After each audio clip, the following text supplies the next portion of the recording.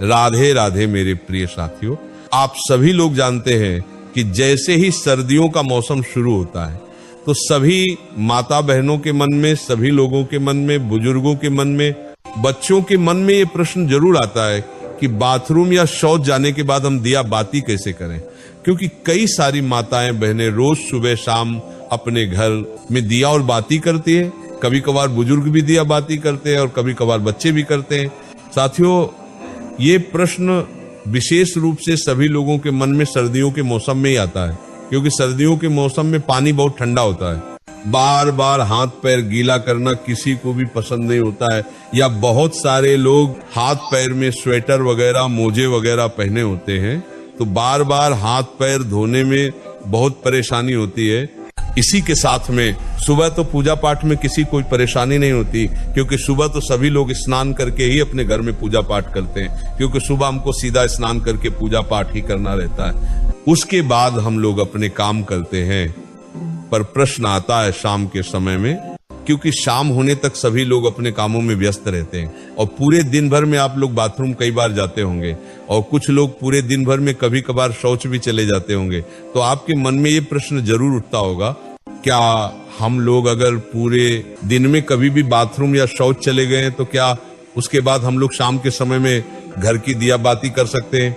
क्या उस समय पर हम लोगों को स्नान करना होगा या हाथ पैर में धोकर भी काम चल जाएगा? तो ये सारी अद्भुत जानकारी आपको इस वीडियो में हम देने वाले हैं। साथियों, इसमें कोई शर्माने वाली बात नहीं है, क्योंकि ये भगवान की पूजा पाठ से जुड़ा हुआ प्रश्न है, इसलिए आपको इसके बारे में जरूर जानना चाहिए। ये प्रश्न आपको सिर्फ और सिर्फ सर्दियों के मौसम में आएगा, क्योंकि इस मौसम में शुद्धता का ध्यान रखने में, बार बार हाथ पैर धोने में, स्नान करने में लोगों को परेशानी होती है, क्योंकि पानी बहुत ज्यादा ठंडा होता है। देखिए साथियों, आपने सुबह एक बार अपने घर में दिया बाती कर लिया, मंदिर में जाकर भी अगर आप दिया बाती करते तो आप सीधा स्नान करके पूजा पाठ या दिया बाती करते हैं तो सुबह तो किसी को कोई परेशानी नहीं रहती है। पर सुबह के बाद में आपके पास पूरा दिन रहता है और फिर शाम का समय आता है। साथियों, अब शाम होने तक बहुत सारे लोग पूरे दिन भर में बाथरूम जाते हैं, कुछ लोग शौच भी जाते हैं, तो यहाँ पर आपके मन में अशुद्धि आ जाती है। यानी कि आपका शरीर उस समय पर अशुद्ध हो जाता है जब आप बाथरूम जाते हो या शौच जाते हो। इसके बाद अब आप अपने घर में सीधा दिया बातें करने के लिए नहीं जा सकते, तो आखिर कौन सा वह नियम है जिसका अगर आप लोग बाथरूम या शौच जाते समय पालन करेंगे तो आप अशुद्ध नहीं होंगे बल्कि शुद्ध रहेंगे और शाम के समय की दिया बाती बिना स्नान किए कर सकेंगे? साथियों, सबसे पहले ये जो नियम है, विशेष रूप से माताएं बहनें इसका पालन करें, क्योंकि ज्यादातर घर की माताएं बहनें ही शाम के समय की दिया बाती करती हैं। साथियों, सर्दियों के समय में आप पूरे दिन भर में जब भी बाथरूम जाते हैं तो उस समय के लिए सबसे पहले आप नियम सुन लीजिए, उसके बाद हम आपको शौच का नियम बताएंगे। सुबह स्नान करने के बाद, पूजा पाठ करने के बाद आप पूरे दिन भर में जब भी बाथरूम जाती हैं तो आप लोगों को बाथरूम से आने के बाद मात्र 3 काम करने हैं। ये 3 काम करने के बाद आप शुद्ध रहेगी और शाम के समय की दिया बाती भी कर सकेंगे। सबसे पहले जब आप बाथरूम जाएं तो बाथरूम से लौटने के बाद आप सबसे पहले अपने हाथों को धोए, अपने पैरों को धोए, उसके बाद 3 बार कुल्ला करें। कुल्ला का मतलब है कि अपने मुंह में पानी लें, मुंह को थोड़ा साफ करें और पानी बाहर फेंक दें। ये प्रक्रिया आपको 3 बार करनी होती है, मतलब 3 बार कुल्ला करना रहता है। इसके बाद आखिरी में थोड़ा सा पानी अपने मुंह पर अगर आप लोग मार लेते हैं या एक हाथ गीला करके अपने मुंह पर फेर लेते हैं तो आप पूर्ण रूप से शुद्ध हो जाते हैं। साथियों, ये नियम सिर्फ माता बहनों के लिए नहीं बल्कि सभी लोगों के लिए है, चाहे आप बुजुर्ग हो, चाहे आप पुरुष हो, चाहे आप बच्चे हो। अगर आप बाथरूम से लौटने के बाद इस तरीके से ये 3 कार्य करते हैं तो आप पूर्ण रूप से शुद्ध हो जाते हैं। साथियों, अब आप लोग कहेंगे कि यहाँ पर भी तो हमें पानी का इस्तेमाल करना पड़ रहा है, पर यहाँ पर आपको कम पानी का इस्तेमाल करके हाथ मुंह धोना पड़ रहा है, अन्यथा फिर आपके पास स्नान करने का ही एक आखिरी तरीका बचता है। आप चाहे तो हाथ मुंह धोने के लिए गर्म पानी भी करके रख सकते हैं, इसमें कोई परेशानी नहीं है। पर बाथरूम से लौटने के बाद अगर आप ज्यादा कुछ ना भी कर पाए तो अपने हाथ पैर जरूर धोएं। साथियों, अब कुछ माताएं बहनें या कुछ लोग ऐसे हैं जो सुबह अपने घर से बाहर ऑफिस ड्यूटी अपने काम पर जाते हैं, तो उनके मन में ये प्रश्न जरूर आएगा कि हम लोग बाहर रहकर इस नियम का पालन कैसे करें। तो साथियों, अगर आप लोग बाहर काम करने जाते हैं, ऑफिस या ड्यूटी जाते हैं, तो उस जगह पर आप इस नियम का पालन नहीं कर पाएंगे, क्योंकि उस समय पर आप पैरों में मोजे और जूते पहने होंगे या वहां पर आपको वैसा स्थान ना मिले कि आप अपने हाथ मुंह धो सके। तो इसीलिए बाहर रहकर ये सारे नियम संभव नहीं है। तो जितने भी लोग बाहर रहते हैं, पूरा दिन काम करते हैं और शाम को अपने घर पर लौटते हैं, उनके लिए एक अलग नियम है। साथियों, अगर आप सभी लोग शाम को अपने घर लौटकर अगर गर्म पानी से स्नान कर सकें तो बहुत अच्छी बात है।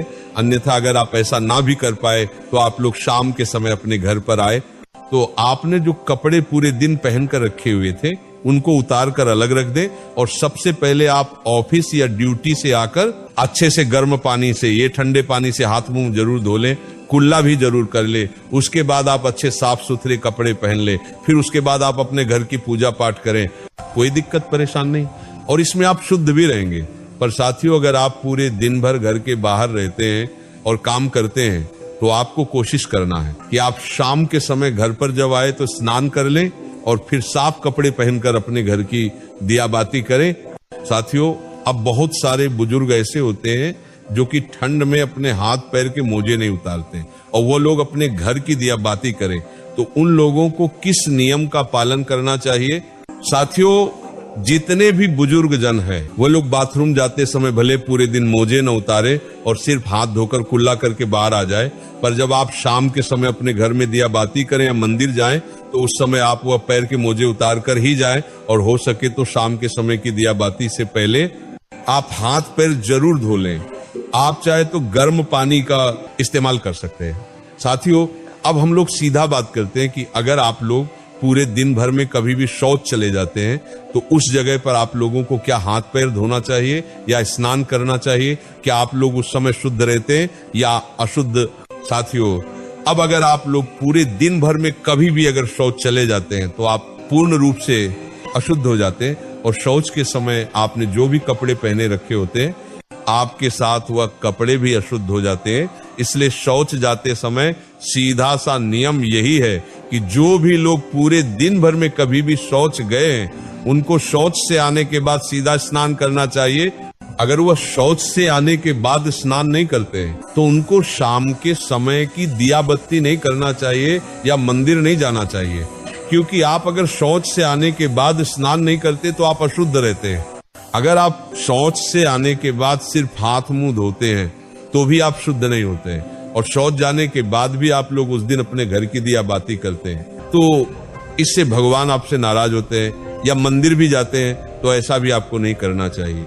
साथियों, ये नियम सभी लोगों के लिए है, इसीलिए पूरे दिन में जब भी आप शौच जाए तो आपको उसके बाद स्नान ही करना चाहिए, तभी आप शुद्ध होते हैं। या अगर आप इतना ना कर पाए सर्दी होने के कारण, तो उस दिन आप अपने घर की दिया बाती ना करें या मंदिर ना जाए, उस दिन आप किसी और से अपने घर की दिया बाती करा ले। साथियों, यहाँ पर प्रश्न ये आता है कि सर्दियों के समय ज्यादातर लोग मोटे मोटे कपड़े या स्वेटर वगैरह पहने रहते हैं, तो अगर वो शौच जाते हैं तो इतनी सारी चीजों को धोना संभव नहीं है, तो वो क्या करें? तो साथियों, उस समय पर आप जब शौच जा रहे हो तो उतने ही कपड़े पहन कर जाएं जितने को आप बाद में धो सके, बाकी के कपड़े उतार कर बाहर रख जाएं, और शौच से लौटकर आप खुद स्नान करें। उन कपड़ों को भी धोए जिन्हें आप पहन कर गए थे, फिर स्नान करके आप वो मोटे कपड़े या सर्दी वाले कपड़े पहन सकते हैं जो आपने पहले ही उतार कर बाहर रख दिए थे। साथियों, इस तरीके से आप लोग सर्दियों के समय बाथरूम या शौच जाते समय शाम के समय की दिया बाती कर सकते हैं। साथियों, वैसे हमने आपको अपनी तरफ से जो भी प्रश्न थे बाथरूम या शौच जाते समय और दिया बाती से जुड़े हुए, वह हमने आपको बता दिए हैं। बाकी अभी भी अगर आपके मन में कोई प्रश्न है तो आप हमसे कमेंट करके पूछ सकते हैं। साथियों, इसी के साथ में ये सारी जानकारी लिखित रूप में आप हमारी वेबसाइट bholnathbhakti.com पर भी जाकर पढ़ सकते हैं, और आप हमारी ये वीडियो कहाँ से देख रहे हैं और क्या आप लोगों के यहाँ अभी कितनी ठंड पड़ रही है, वह भी हमें कमेंट में जरूर बताएं। राधे राधे मेरे प्रिय साथियों।